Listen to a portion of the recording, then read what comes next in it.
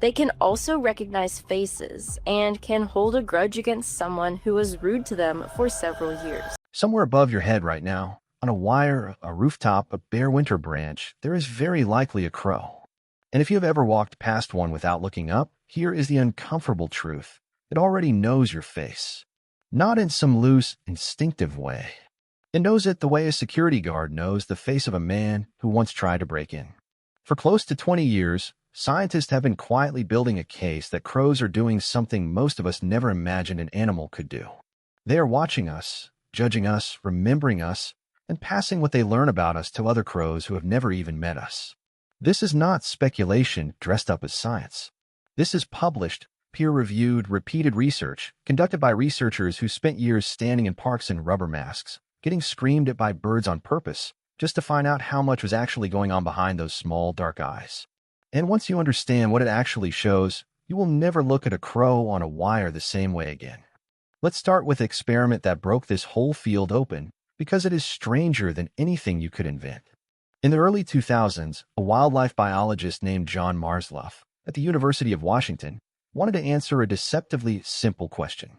When a crow reacts badly to a person, is it reacting to that specific person's face, or just to something general like their clothing, their height, the way they walk? To isolate the answer, Marsluff and his team needed a way to make the same body deliver two completely different faces. So they did something almost comically low-tech for a study that would end up reshaping how we think about animal minds. They bought rubber masks. One was a grotesque, exaggerated caveman mask. The other was a mask of former Vice President Dick Cheney, chosen specifically because it was a neutral face with no reason to provoke a reaction. Wearing the caveman mask, researchers trapped, banded, and released several wild crows on the Seattle campus. The birds were not harmed, but trapping is stressful, and stress is exactly what makes an animal pay close attention to who is doing it to them. After that, the team began walking prescribed routes across campus, sometimes in the caveman mask, sometimes in the Cheney mask, sometimes wearing no mask at all. They did not touch or threaten anyone, including the crows. They simply walked. The results were not subtle. Before any trapping had occurred, almost none of the campus crows reacted to the caveman mask. After the trapping, that changed almost immediately. Crows scolded the caveman mask, dive-bombed it, and mobbed it with loud, harsh alarm calls.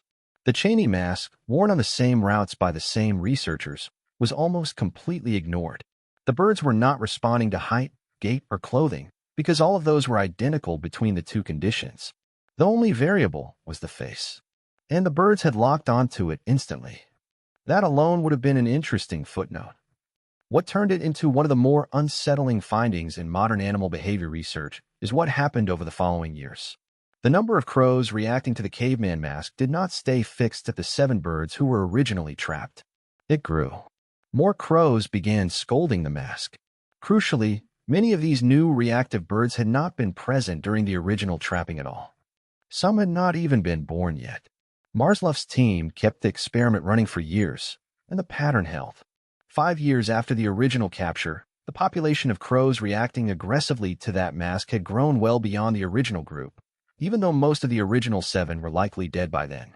Researchers later documented the effect persisting in some locations for well over a decade and spreading to areas more than a kilometer from where the original trapping occurred. Sit with what that actually means. A threat that only 7 crows personally experienced became common knowledge across a much larger population of birds that had no direct experience of it at all. The information about a specific, dangerous human face moved from individual memory into something closer to shared cultural knowledge, passed from parent to offspring, and between unrelated crows in the same area. Marsluff himself has described being only half joking when he says crows seem to teach their kids who the dangerous humans are. It is worth pausing on the actual mechanism here, because it is more grounded and in some ways more impressive than it might first sound. Researchers do not believe crows are literally narrating "this is a dangerous person" to one another in some abstract sense. What seems to happen is closer to social referencing, a process well documented in other intelligent species, including young children. When an experienced adult crow scolds a particular face with loud, harsh alarm calls, nearby crows, including juveniles who are not part of the original incident, watch how that adult is reacting and learn to associate the same visual target with the same alarm response. Over repeated exposures across a population across years, That single learned association becomes population-wide knowledge without ever needing to pass through anything like spoken language. It is teaching by demonstration and emotional contagion rather than instruction, and it is precisely the kind of mechanism that explains why the effect spread geographically over time, radiating outward from the original capture site as young crows raised near the edge of that territory absorbed the lesson from older neighbors and then carried it, and eventually their own offspring, further out still. Now, before you write this off as crows simply being cautious animals with decent memories, consider the hardware question, because this is where the story gets genuinely strange from a biology standpoint. For most of the 20th century, the working assumption in neuroscience was straightforward. The cerebral cortex, the thick, wrinkled outer layer of the mammalian brain, was treated as the seat of complex cognition. It is where humans do their planning, their abstract reasoning, much of their language processing. If an animal lacked a cortex, the assumption went, it lacked the hardware for serious thought. Birds do not have a cortex.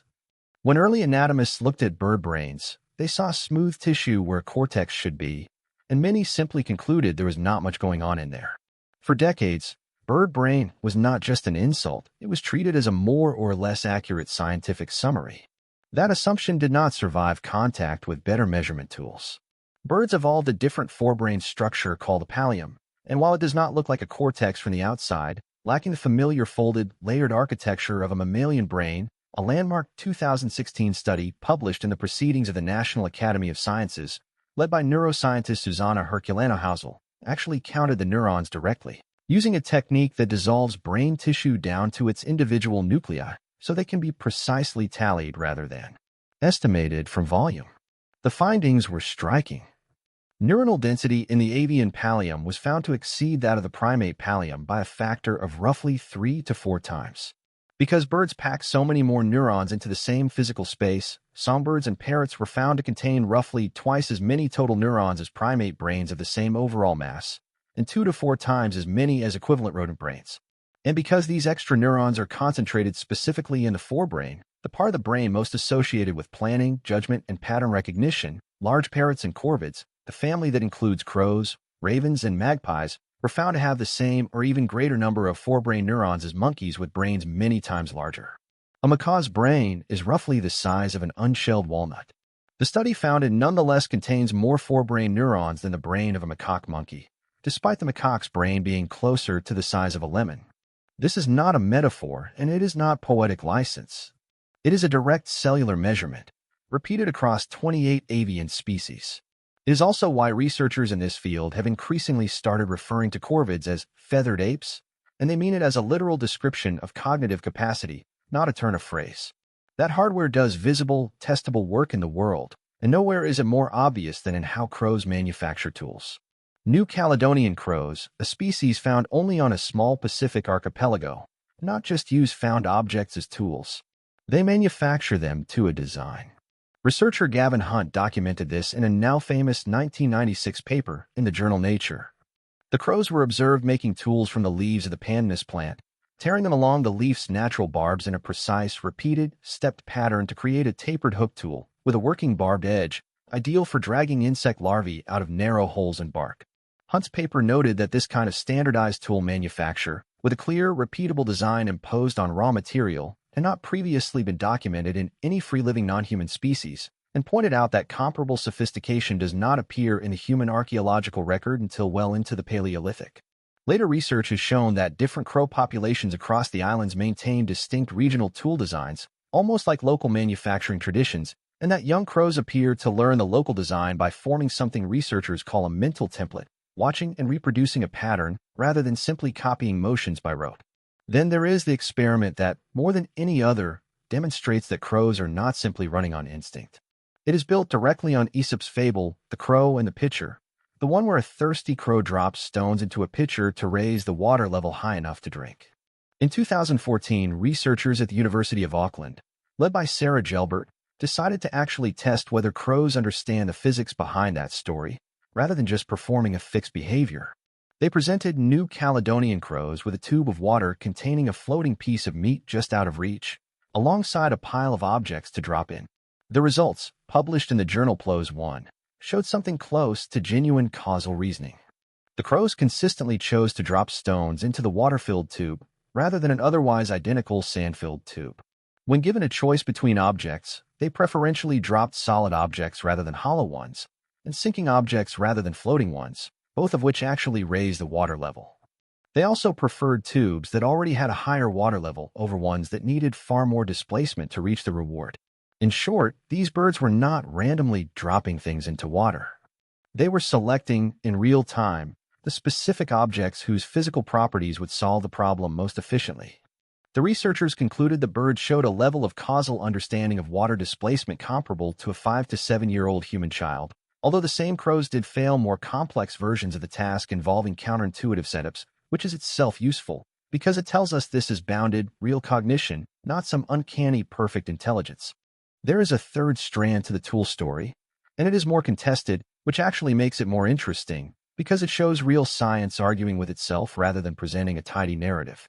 For decades, nature documentaries have shown footage from Sendai and other Japanese cities of carrion crows appearing to place walnuts on roads at pedestrian crossings, waiting for the light to turn red, letting passing cars crush the shells, then collecting the fragments once traffic stopped again for the next red light. The footage is genuinely remarkable to watch, and field researchers in Sendai documented the behavior closely, describing crows positioning nuts specifically at crossings tied to traffic signal cycles. But when a separate team at UC Davis, led by researcher Daniel Crystal, tested the same claim rigorously on a different population of crows, they found the opposite. Their crows dropped walnuts about as often whether or not cars were approaching, and a crow standing in the road with a nut as a car came would often just pick the nut back up and carry it away rather than leaving it to be crushed, which is not what you would expect if the behavior were a deliberate tool-use strategy. What Crystal's team did find, however, was still impressive in its own right. The crows clearly understood which surfaces would crack a walnut and which would not, dropping nuts onto pavement rather than soil, and adjusting how high they carried softer walnuts versus harder ones based on what each variety actually required to break open.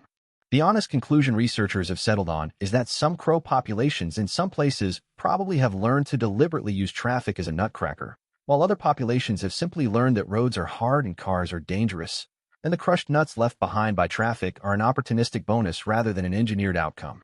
Even the more conservative reading, that crows understand which surfaces break which nuts and plan their drop height accordingly, is still a documented form of physical reasoning most people would not expect from a bird.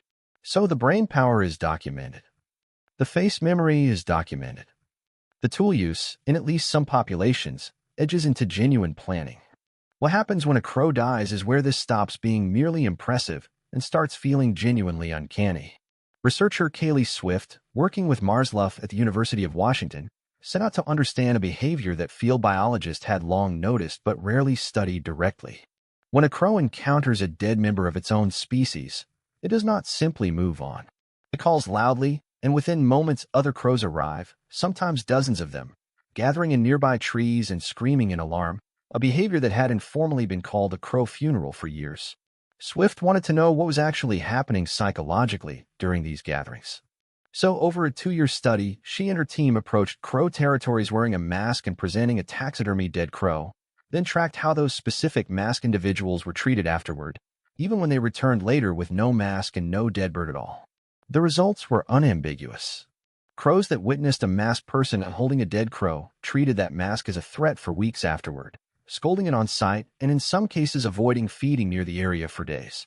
A second version of the experiment showed the same masked individuals holding a taxidermied pigeon instead of a dead crow, and the reaction was far milder, indicating that crows specifically associate dead crows, not just dead birds in general, with danger. Swift's interpretation, published with Marsluff in the journal Animal Behavior, was not that the birds were mourning in a human emotional sense. It was something closer to a threat assessment briefing. The gathering functions as a way for the flock to learn, collectively and quickly, that a particular location, or a particular person present at that location, may represent danger. The crows are not having a funeral. They are running scene analysis on their own dead and distributing the conclusion to everyone in earshot. Swift's research also found something that complicates the tidy version of this story in a way that is worth including precisely because it is honest rather than convenient.